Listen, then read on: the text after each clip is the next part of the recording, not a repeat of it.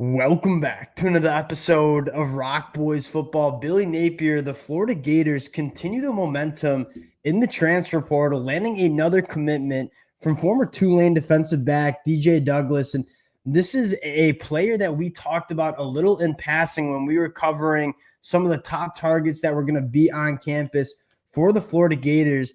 Took a little deeper dive into DJ Douglas, and the two things that stand out to me the most: one, the versatility. And this is something that we talked about within the Austin Armstrong defense, having guys in the back end that can do a lot of different things. That's going to be a massive asset. I mean, Austin Armstrong wants to give a lot of different looks, use personnel in a lot of different ways. You look at DJ Douglas, 200 snaps in the box as a box defender, 157 in the slot, 277 as a free safety. He's played a ton of football the last couple of years. And more importantly, and this is the second thing that really stood out to me, he was a massive part of a very good defense. And this is something we talked about where Billy Napier and the Florida Gators probably just missed in the transfer portal last year, kind of logo chasing a little bit and not focusing on getting good football players that were a part of good football teams, regardless if it was in the SEC conference, the ACC. I mean, going down to the group of five, getting good football players, this is going to help your roster. Want to talk a little DJ Douglas, give a little background on him, and then talk about two other additions to the Florida Gators visitor list that we haven't talked about yet. Two guys that extremely exciting in my mind. Before we get into it, just want to say thank you to you guys. There has been a ton of support over the last couple of weeks as we've covered these Florida Gator commitments. Cannot thank you guys enough for rocking with the boys. If you guys do enjoy the content, consider subscribing to the channel. And without further ado, let's get into DJ Douglas. And again, going back to my favorite thing about him is, one, he's played a ton of football. In 2023, 54 tackles, 3 interceptions, 2 passes defended. He's a guy that, when you look at the modern day of college football and offenses trying to get a lot of speed on the football field, as a defense, you want to be able to match that. But you want to be able to match that without giving up much in terms of stopping the run game. A guy like DJ Douglas allows you to do that, right? Can play that nickel role, can play as a box safety, can give you that coverage ability while also being able to be a force in the run. And a guy that, I mean, is extremely physical as a tackler in the tackle box at 6 foot, 200 pounds. You take a look at DJ Douglas. He almost looks like a linebacker. I mean, this is a guy that is extremely physical. You can tell that he is kind of an SEC body that hold his own in the box, but a guy that can carry tight ends, can work against slot wide receivers, can tackle running backs out in the flat, an extremely versatile chess piece for this Austin Armstrong defense. And again, that conversation we had, the versatility within this Austin Armstrong defense is going to be absolutely massive. I think DJ Douglas certainly fits that. The next thing I'm thinking about is, I mean, the Florida Gators go out and get Jarrell Chapman from Tulane to coach the defensive line. Chapman wouldn't offer, or no doubt the coaching staff talked to Chapman and said, hey, do you think DJ Douglas is a guy that can be a performer at the SEC level? And Chapman would give him a real answer. I mean, he's seen him in practice for a couple of years now and say, no, probably not a guy that we want to offer and ask to make that step to the SEC level. Chapman obviously was in on this one and said, yeah, I've seen DJ Douglas the last couple of years in practice.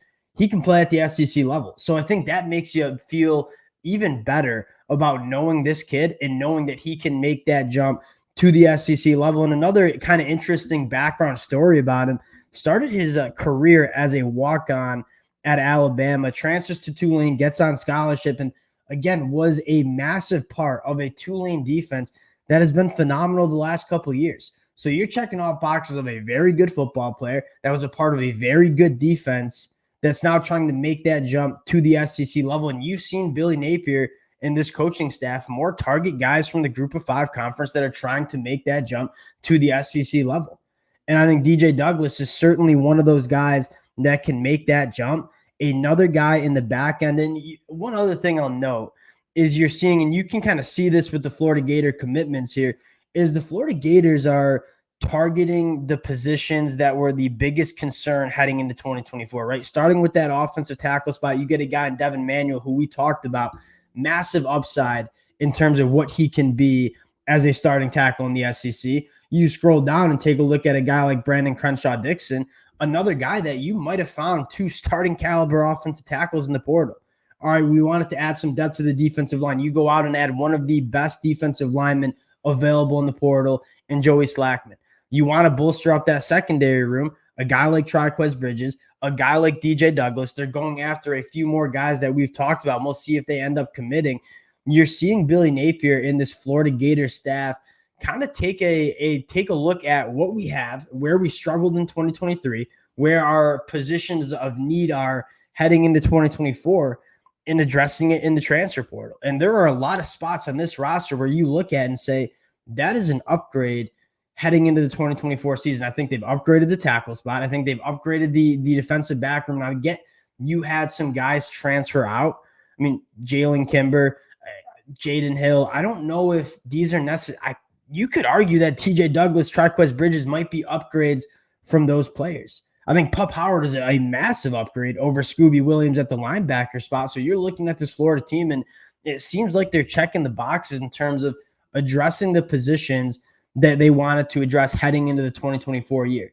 Now, a position group that we talked about, we would like to see Florida address from more of an experience standpoint and a depth standpoint is that wide receiver room. And Billy Napier and the Florida Gators sound like they're going to make a run at 2 wide receivers in the transfer portal who are on campus Saturday. First, I want to start with Malik Benson, a guy that we've talked about. He'll be visiting Florida State, I believe, on Sunday today, and then out to Kansas State, I believe, later this week.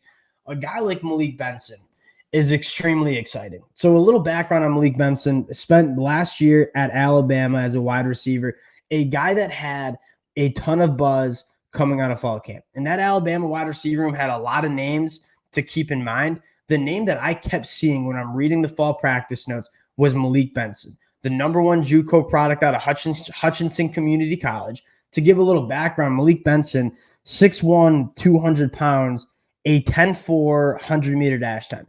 This kid absolutely cooks. And so you're adding a potential big body that has a ton of speed. But I think the most exciting aspect of a guy like Malik Benson, he spent 1 year at Alabama, only caught 13 balls for 162 yards. I don't think Malik Benson has even come close to scratching the surface of what he can be as a wide receiver. And that's a big jump going from the JUCO ranks to the SEC level. And I think that first year he spent time kind of getting his feet wet at that level. Year 2 in the SEC for the Florida Gators would potentially lead to a massive breakout year for a guy like Malik Benson. But again, what I think you're focusing on is, one, this guy was able to garner a lot of hype in a loaded Alabama wide receiver room. And more importantly, you look at the frame and the physical attributes, 6'1", 200 pounds, running a 10.4 100-meter dash time. This is a guy that could be a phenomenal wide receiver if he puts it all together. And you look back at his time at JUCO, there was a reason he was the #1 prospect coming from the JUCO ranks. In 2 seasons, caught for over 2,000 yards, averaged almost 21 yards per reception. This is a ball player, and I would be very excited to see him enter this Florida wide receiver room that is talented, but it's young. And that was our biggest knock on this Florida Gators wide receiver room, is you have a guy like Eugene Trey Wilson, who I think is a difference maker at the SEC level. It's just young, and you don't necessarily want to go into the 2024 year relying on Eugene Wilson going into his second year, a guy like Aiden Mazzell and Andy Jean, who haven't played a ton of football yet. Those guys are going to be good football players. You just don't want to go into the season relying on that much youth at the SEC level. Malik Benson, a very interesting prospect. And the other guy I want to talk about, and again, you have the conversation about getting guys from the group of 5 level who were studs, played on stud offenses / defenses, and trying to make that jump to the SEC. CJ Daniels is that guy. You take a look at that 2023 season. I mean, one of the more dynamic wide receivers you'll see at the group of 5 level. 55 catches for over 1,000 yards, 10 touchdowns. The number I'm circling, 19.4 yards per catch. And that was something, if you guys have been listening to some of my takes on the Florida Gators offense during the season, they didn't use that deeper third as much as I would have liked. And they didn't really have that. I mean, Ricky Pearsall did it to an extent, but you look at a guy like Eugene Trey Wilson, he excels with yards after the catch, working those short intermediate routes, creating separation, and then being very dynamic after the catch. They didn't really have that weapon that could vertically work down the field and attack that deeper third. So you saw a lot of defenses that were dealing with the Florida Gators kind of scrunched down. Like they weren't leaving their safeties very high. So that hurt the run game. That hurt that intermediate passing attack. If you bring in a guy like CJ Daniels, who's averaged almost 20 yards per catch during his time at Liberty, I think he could provide that vertical threat in terms of making sure not only hitting those explosive plays, but making that defense respect what you can do working down the field. And I think with the confidence you have with Graham Mertz heading into 2024, pushing that football down the field, now adding an addition like CJ Daniels, who's experienced, who can work down the field, I think that would be absolutely huge for this Florida Gators offense. And again, a guy that's played a ton of football, looking to make that jump to the SEC level. We wanted to add some veteran presence into this wide receiver room. I think Tremere DK was a great start from Wisconsin.